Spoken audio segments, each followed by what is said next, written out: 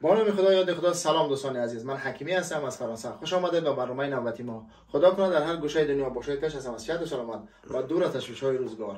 دوستان عزیز، پیش از آغاز برنامه میخوام هواداران تیم ریال مادرید رو تبریک بگم با خاطر این روز که ال کلاسیکو شد و ریال مادرید بارسلونا را با حساب 2-1 شکست داد.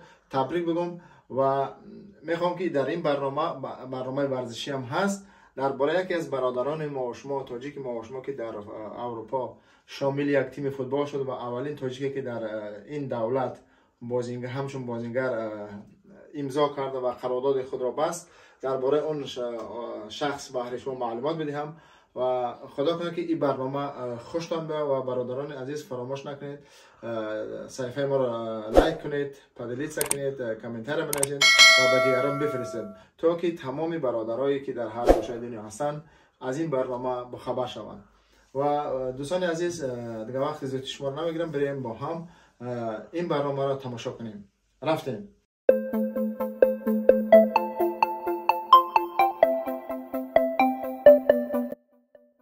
سلام دوباره دوستان عزیز، چنانچه گفتیم این برنامه ورزشی می باشد. میخوام در این برنامه درباره یکی از برادران ما و شما یا همشهری های ما و شما که اولین شده در این دولت قرارداد پروفسیونالی خود را امضا کرد، این هم باشد در دولت لهستان یا پولشا. این شخص نامش محمد دمینی اسلام جان که 8 مارس سال 2006 میلادی در دهه پندوچی ناحیه نورآباد حاضره و کم سمال آباد سابقه به دنیا آمده است. از آوان کودکی محمد امین خیلی فوتبال را دوست و هوس داشت که در یکی از باشگاه‌های کلان بازی کند. به همین خاطر از سال 2017 میلادی تا 2020 میلادی در اکادمی فوتبال زنیچ پروشکوف لهستان یا پولشا بازی‌های خود را شروع کرد و از سال 2021 میلادی باشد تا 2023 میلادی، اولهای 2023 میلادی در اکادمی فوتبال اگریکولی ورشاوا مشق و تمرین‌های خود را دوام داد و بالاخره در محض همین اکادمی اگریکولی ورشاوا بود که متخصصان اکادمی فوتبال یا که تیم فوتبال AKS زلوی ورشاوا این را زیر چشم کردند و بالاخره در 2023 با این نوجوان تاجیک ما و شما قرارداد و یا شرطنامه به امضا رسانیدند. در تیم AKS زلوی ورشاوا با رقم 22 هنرنمایی میکند و حملگر طرف چپ و راست میدان حساب کرده می شود و یکی از و با تخلصی اینا گفتن اما با تخلصی مامو خیلی مشهور است و این در اینجا بیشتر این نوجوان تاجیک را با تخلص مامو میشناسند.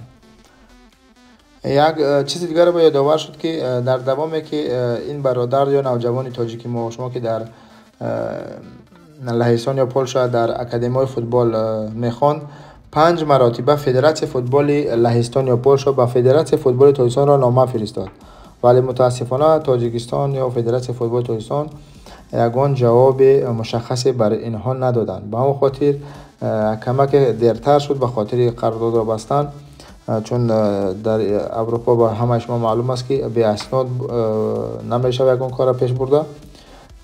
دیدن که نمیشه مثلا توشون توجه نداره که مثلا جواب نداد و خودشون با یاری سازمان های بین المللی این کار رو پیش بردن و فعلا همچون یک بازیگری مثلا حرفه‌ای ثبت نام شد و از این بعد میتونه در هر یک بازی در چی میگن وقت اساسی بازی خود را ادامه بدهد.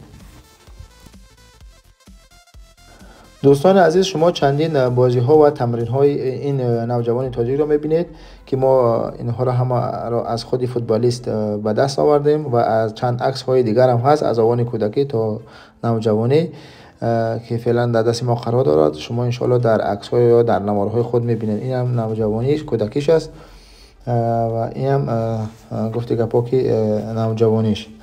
دیگر دوستان عزیز، با همین رسیدیم به فرجام برنامه. این هم بود کمی معلومات درباره یکی از برادران ما و شما که در لهستان یا پولشا همچون فوتبالیست حرفه‌ای شناخته شد و قرارداد خود را بست. این هم بود که همه معلومات دارم درباره این برادر.